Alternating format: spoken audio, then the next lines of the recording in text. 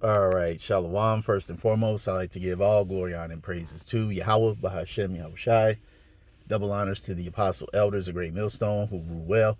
And salutations to all you brothers out there pushing this word in love, truth, sincerity, and humility.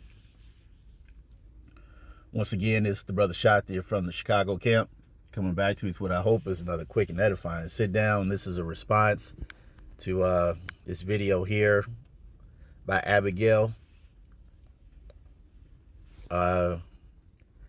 talking about how you can be half like Edomite and Canaanite. Basically, you could be like two nations. And when you read the scriptures, you know that in the beginning, you had the birth of all the nations. And every progenitor of that nation had their offspring. Okay? The offspring of these progenitors didn't have two forefathers. They had a forefather. This is when you go to the book of Chronicles. See if I can get that.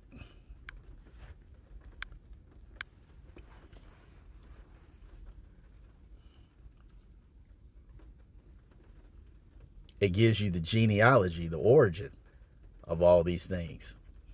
Okay, you can go into Genesis as well, but it's a little bit longer. Chronicles just kind of gives you the cliff notes. You got Adam, Seth, Enoch, Kenan, Mahalalel, Jared, Enoch, Methuselah, Lamech, Noah, Shem, Ham, Japheth. And then the sons of Japheth. Okay, then you got the sons of Ham. And then you have the sons of Shem as you continue to keep reading.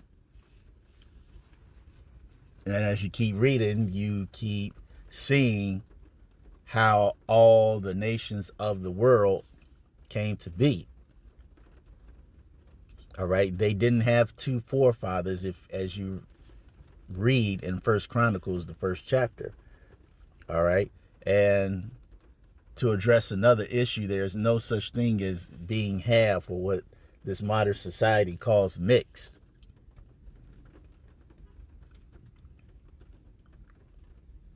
Okay, whether you go to, what's it, Numbers 1 and 22, this is not going to be a long one.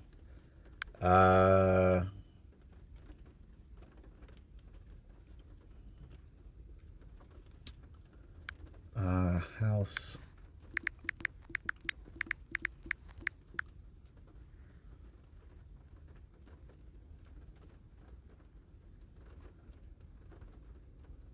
Yeah, I was right. Numbers 1 and 22. I think that's it.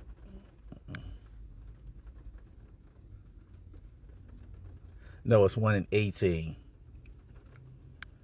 1 and 18. Numbers 1 and 18.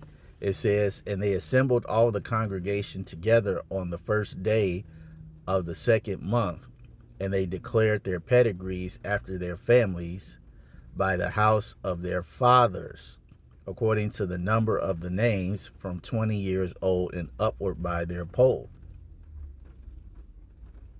So you are who your father is. And a good example of that is, let's go into the book of Ruth. Let's see.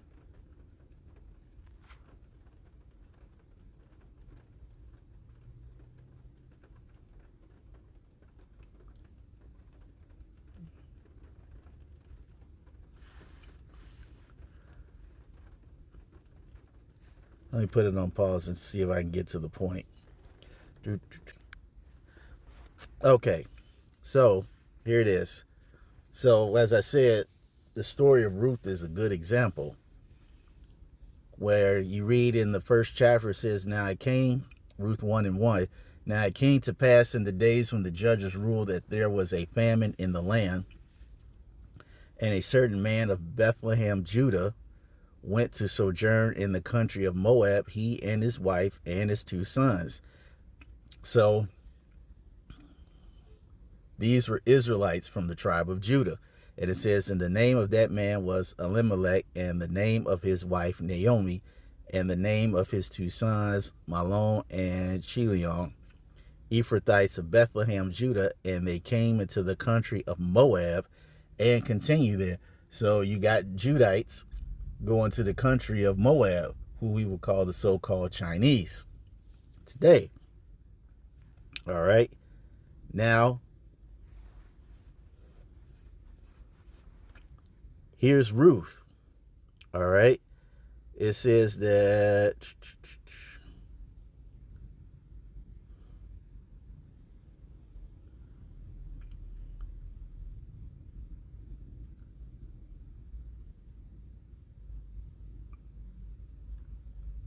verse 22, so Naomi returned, and Ruth the Moabitess, her daughter-in-law, with her, which returned out of the country of Moab, and then came to Bethlehem in the beginning of barley harvest.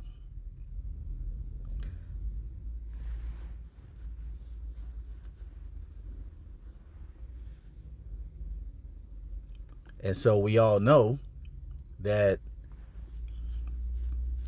Ruth got with Boaz, because when you read the last chapter, it tells you, Ruth 4, now these are the generations of Pharez begat Hezron. Now we all know Pharez was from the line of Judah. He begat Hezron, and Hezron begat Ram, and Ram begat Amminadab, and Amminadab begat Nahshon. Notice, these are all men. And Nahshon begat Salmon, and Salmon begat Boaz, and Boaz, who got with Ruth, begat Obed, and Obed begat Jesse, and Jesse begat David. Now, do we call David a Moabite? Our King David, do we call him a Moabite? No, he's an Israelite. Even though his great grandmother was a so-called Chinese woman, it's still, as we read, it's through the lineage of your father. His great grandfather, a Judite man, got with a Chinese woman, or to put it in modern terms, a so-called black man got with a Chinese woman, and down the line, you had King David. Now, even King David's predecessors before him, they weren't called mixed. They weren't called half Judah, half Moab. No, they are the lineage of Judah. They are they have an Israelite lineage. It's not mixed. Because if that's the case, then what do you say about Yahushua? What do you say about King Solomon? Well, I mean, they're the same thing if you can receive that. So, I mean,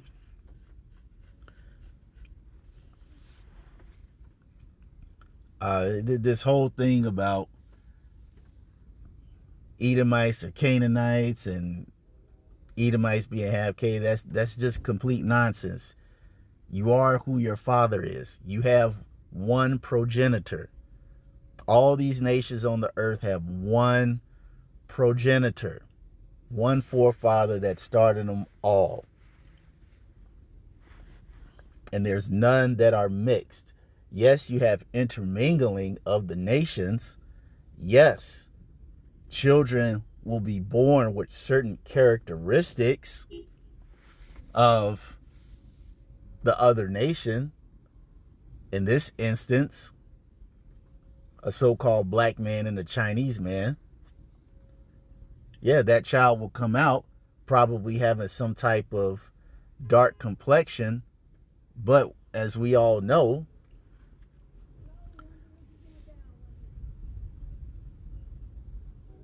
the offspring of the Chinese and Japanese people, they usually have the, what is it called, the epicanthic fold. also known as the slanted eye effect. So you'll have a child that has the slanted eye effect of the mother. It might even have some big curly, stringy hair. But at the end of the day, the sperm, the seed, the bloodline of that child is of the father. You know, it's something that's very simple, but for some odd reason, people can't seem to get a grasp on. And if you can't accept this fact, that just means that the Lord is simply not dealing with you. So that's all I wanted to say on this. I hope you all were edified. To the next time, we're going to say shalom.